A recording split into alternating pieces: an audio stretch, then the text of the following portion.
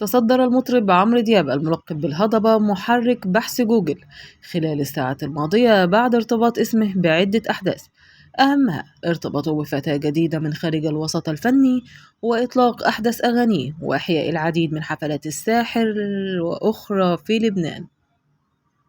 وتداول رواد مواقع التواصل الاجتماعي صورة جديدة للهضبة عمرو دياب يظهر فيها مع فتاة ممسكا بيدها في رحلة تسوق بإحدى الدول الأوروبية. وظهر عمرو دياب مرتديا ملابس التسوق عبارة عن طاقم أبيض بالكامل من كوتشي وشورت وتيشيرت، بينما ظهرت الفتاة بيدها فقط.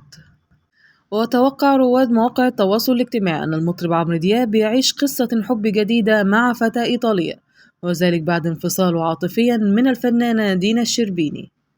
وتداول رواد السوشيال ميديا صور الهضبة عمرو دياب برفقة إحدى الفتيات وهي تظهر بإطلالة جريئة خلال افتتاح فندقه الجديد.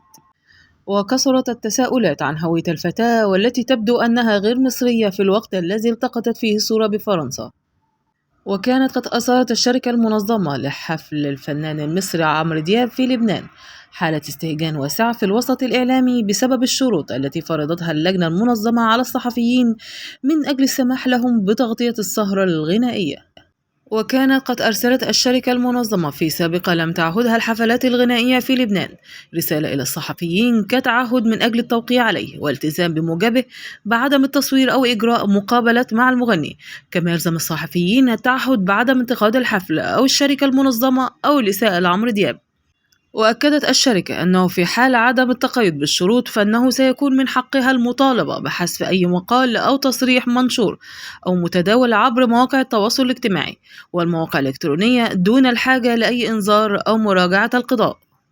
وكانت قد أحدثت هذه الشروط حالة غضب في الوسط الفني، حيث رفض العديد من الصحفيين ووسائل الإعلام الموافقة والتوقيع عليها. وكان قد علق نقيب المحررين الصحفيين في لبنان جوزيف القصيفي على ما جرى فقال في اتصال مع موقع سكاي نيوز عربية: هذه القضية تطرح للمرة خصوصا من قبل فنانين وعرب أجانب.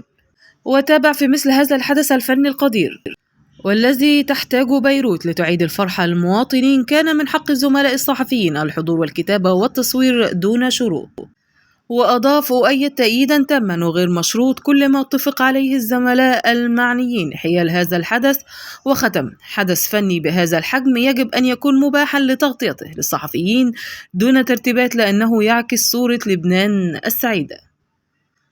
وفي نهاية الفقرة، لو عجبتك قناتنا ما تنساش تعمل لنا لايك واشتراك وتفعيل زر الجرس.